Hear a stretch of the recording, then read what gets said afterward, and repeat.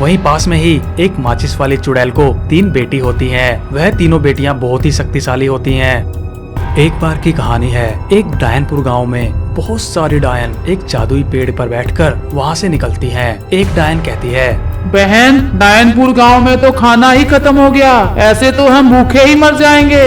अभी हम चुड़ैलपुर गांव चलते हैं, सुना है वहाँ चुड़ैलों के बहुत बच्चे हैं, हम उन्हें उठाकर ले आएंगे और मजे से खाएंगे। ऐसा कहकर वे सभी डायने अपने जादुई पेड़ के साथ वहां पहुंचकर वे सभी डायने चुड़ैल के बच्चों को उठा लेती हैं। कुछ चुड़ैलें उन बच्चों को बचाने जरूर आती हैं, लेकिन वह सभी डायने मिलकर उन चुड़ैलों को मार देती हैं। पूरे चुड़ैलपुर गांव में हाहाकार मच जाता है। फिर वे सभी डायने अपने जादुई पेड़ पर बैठकर वहां से निकल लेती हैं और डायनपुर गांव चली जाती हैं। डायन कहती है, वाह डायन बहन, आज तो मजा आ गया। चुड़ैलों के बच्चों को खाएंगे तो हमें कई दिनों तक कुछ भी नहीं खाना पड़ेगा।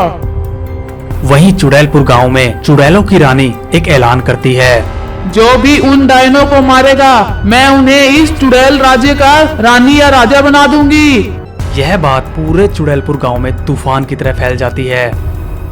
वहीं पास में ही एक माचिस वाली चुड़ैल को 3 बेटी होती हैं। वह तीनों बेटियां बहुत ही शक्तिशाली होती हैं, जिसमें से एक बेटी आग उगलने वाली, दूसरी बेटी पानी बरसाने वाली, तीसरी बेटी वायु की शक्ति वाली बेटी थी जो हवा का बवंडर बना देती थी। लेकिन उन सभी शक्तिशाली बेटियों में एक कमी थी, वे आपस में ही झगड़ लिया करती थी और कौन सबसे ज्यादा शक्तिशाली ये साबित करने की कोशिश किया करती थी। तभी आग वाली बेटी अपनी आग से एक पेड़ को आग लगा देती है और कहती है, देखो मैं तुम दोनों से शक्तिशाली। तभी पानी वाली चुड़ैल की बेटी उस आग को अपने पानी से बुझा देती है और कहती है, देखो तुम्हारी आग तो बुझ गई, मैं तुम दोनों से भी शक्तिशाली हूँ। तभी हवा वाली चुड़ैल की बेटी अपने बवंडर से उस पूरे पेड़ को ही वहाँ से उखाड़कर फेंक देती है और कहती है, ना तुम्हारी आग चली ना तुम्हारा पानी, देखते ही देखते पूरा पेड़ मेरी हवा से गायब हो गया, तो मैं तुम दोनों से शक्तिशाली। उन तीनों की माँ यह सब देखकर बहुत परेशान हुआ करती थी, क्योंकि वह तीनों बेटियां ही बहुत शक्तिशाली थी और सभी एक से बढ़कर एक थी। इसलिए वह चुड़ैल वहाँ आकर कहती है, तुम तीनों ही बहुत शक्तिशाली हो, अगर तुम तीनों मिलकर रहो तो तुम्हारे तीनों जैसा विश्व में कोई भी नहीं, मेरी ये बात ध्यान रखना। तभी उन चुड़ैल की बेटियों को पता लग जाता है कि जो डायन को हराएगा उसे राज्य का राजा या रानी बनाया जाएगा। तभी आग वाली चुड़ैल की बेटी वहाँ से उड़ती है। तभी वहाँ जादुई पेड़ पर एक डायन निकलती है और उस चुड़ैल की बेटी को वहाँ से मारकर भगा देती है। तभी सभी डायनें इकट्ठी हो जाती हैं और कहती हैं, सुनो मेरी डायनो बहनों, यहाँ चुड़ैल की बेटियां आई थी, वे यहाँ हमला करने आई थी। मुझे तो ये लगता है ये एक साजिश है। अब क्या पता सभी चुड़ैले इकट्ठा होकर आए, वे इससे पहले यहाँ आए, हम ही वहाँ जाकर हमला कर देते हैं और उनको मार देते हैं। ऐसा कहकर वह सभी डायने अपने अपने जादुई पेड़ पर बैठकर चुड़ैल लोक की तरफ निकल पड़ती हैं। वहीं दूसरी तरफ चुड़ैल की बेटियां हताश निराश बैठी हुई होती हैं। तभी उनकी माँ कहती है, सुनो बेटी, मैंने तो तुम्हें पहले ही कहा था, तुम अकेली इतनी शक्तिशाली नहीं हो। जब तुम तीनों मिलकर जाओगे तो वे डायने तुम्हारा कुछ नहीं बिगाड़ पाएंगी। माचिस वाली चुड़ैल इतना कह ही रही थी कि तभी वहाँ डायने पहुँच जाती हैं। सभी चुड़ैलें यहाँ वहाँ भागने लगती हैं। माचिस वाली चुड़ैल कहती है, सुनो मेरी बेटियों, जल्दी से माचिस में छुप जाओ, आ जाओ। लेकिन चुड़ैल की बेटियां उनकी माँ की बात नहीं मानती और डायन से लड़ाई करने के लिए निकल पड़ती हैं। तभी चुड़ैल की एक बेटी पेड़ में आग लगा देती है और दूसरी बेटी बवंडर से उन सभी डायनों को उस पेड़ पे से गिरा देती है। वह पेड़ धरती में समा जाता है और उन सभी डायनों की शक्तियाँ खत्म हो जाती हैं। चुड़ैल की बेटी कहती है, बहनों सुनो, माँ ने सही कहा था, हम तीनों मिलकर इन डायनों को हरा देंगे और हम तीनों ही रानी बन जाएंगे और इस चुड़ैल रोग की रक्षा करेंगे, हमसे शक्तिशाली कोई नहीं। ऐसा कहकर वह दुष्ट चुड़ैल राक्षस गुरु को मार देती है।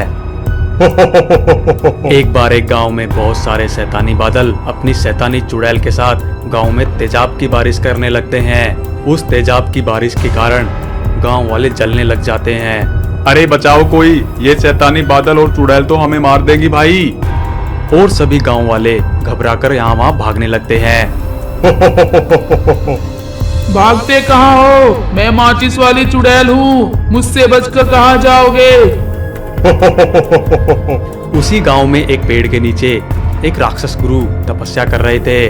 वह बादल और चुड़ैल वहां भी पहुंच जाते हैं और तेजाब की बारिश करते हैं। राक्षस गुरु को बहुत गुस्सा आता है, लेकिन तब तक बहुत देर हो गई थी। राक्षस गुरु ने जिस घड़े में एक दुष्ट चुड़ैल को बंदी बना रखा था, वह घड़ा तेजाब की बारिश से पिघल जाता है और उसमें से वह दुष्ट चुड़ैल बाहर आ जाती है।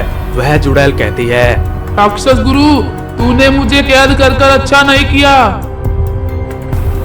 ऐसा कहकर वह दुष्ट चुड़ैल राक्षस गुरु को मार देती है। राक्षस गुरु मरते मरते कहते हैं, मैं तुम दोनों को श्राप देता हूँ कि आज से 15 साल के बाद एक नागिन की बेटी तुम्हारा अंत करेगी और उस दिन तुम चुड़ैलों का आतंक खत्म हो जाएगा। ऐसा कहते ही राक्षस गुरु मर जाते हैं। घड़े से निकली हुई चुड़ैल कहती है, मुझे कोई नहीं मार सकता, आज तक कोई ऐसा पैदा ही नहीं हुआ मुझे मारने वाला। चलो बहन, राक्षस गुरु का श्राप खाली नहीं जाता, हम नागलोक में जाकर सभी नागिनों को मार देते हैं। ऐसा कहकर वे सभी शैतानी बादल और वे दुष्ट चुड़ैलें नागलोक निकल जाती हैं और नागलोक जाकर जहरीले तेजाब की बारिश करने लगती हैं। तेजाब की बारिश से वहाँ के सभी नाग नागिन जलकर मरने लग जाते हैं, लेकिन वह गर्भवती नागिन वहाँ से भागने में कामयाब हो जाती है और वह वहाँ से भागकर हा, हमने सभी नाग और नागिन को मार दिया। धरती लोक चली आती है। धरती लोक जाकर वह एक बूढ़ी अम्मा की कुटिया के पास जाकर कहती है, बूढ़ी अम्मा, मैं बहुत गरीब और दुखियारी हूँ, क्या आप अपनी कुटिया में मुझे शरण दे सकती हैं? मैं माँ बनने वाली हूँ। कहती है, हाँ बेटी, क्यों नहीं, मेरा भी दुनिया में कोई नहीं है, तुम्हारे सहारे मेरा भी मन लगा रहेगा, आ जाओ। फिर वह नागिन उस कुटिया में एक लड़की को जन्म देती है। वह लड़की बहुत ही प्यारी होती है। वह नागिन उस कुटिया में अच्छे से अपना जीवन यापन करने लगती है। देखते ही देखते बहुत साल बीत जाते हैं। लड़की बड़ी हो जाती है। फिर एक दिन वही शैतानी बादल गांव पर तेजाब की बारिश करने लगते हैं और कहते हैं, चलो भाइयों, कोई भी नहीं बचना चाहिए, देखो सबको जला देंगे और ये गांव खाली करवा लेंगे।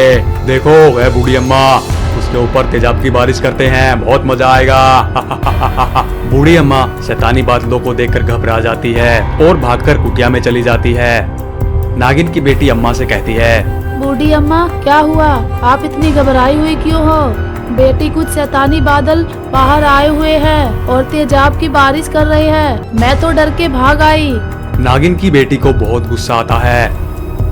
वह बाहर आकर एक बवंडर से तेजाब के बादलों को भगा देती है। शैतानी बादल घबराकर वहां से भाग जाते हैं और चुड़ैल के पास पहुंच जाते हैं। वह चुड़ैल से सारी बात बताते हैं। चुड़ैल कहती है, ऐसा कौन आ गया जिसने हमारे शैतानी बादलों को हरा दिया? हम उसे नहीं छोड़ेंगे। ऐसा कहकर वह सभी शैतानी बादल और चुड़ैलें दादी अम्मा की कुटिया के पास पहुंच जाते हैं और कहते हैं, कौन है वो जिसने हमारी शैतानी बादल को हराया? बाहर निकल, आज के बाद तू किसी को भी हराने लायक नहीं रहेगा। तभी नागिन की बेटी बाहर आती है। नागिन कहती है, नहीं बेटी, तुम मत जाओ, ये दुष्ट चुड़ैलें तुम्हें मार देंगी। लेकिन नागिन की बेटी कहाँ मानने वाली थी, वह बाहर आ ही जाती है। तभी नागिन की बेटी एक बवंडर से सभी शैतानी बादलों को दूर फेंक देती है। उस लड़की की ऐसी शक्तियां देखकर चुड़ैलें हैरान हो जाती हैं और नागिन भी हैरान हो जाती है। वह शैतानी बादल कहते हैं, भागो भाई, आज के बाद तो हम चुड़ैल की गुलामी ही नहीं करेंगे, चुड़ैल तो हमें मरवा ही देती। चुड़ैल कहती है, लगता है राक्षस गुरु की बात सच है, यही लड़की हमें मारेगी। इससे पहले यह हमें मारे, हम यहाँ से भाग जाते हैं। जैसे ही वह चुड़ैलें भागने लगती हैं, नागिन की बेटी उड़कर उन्हें पकड़ लेती है और उन दोनों की मुंडी तोड़ देती है।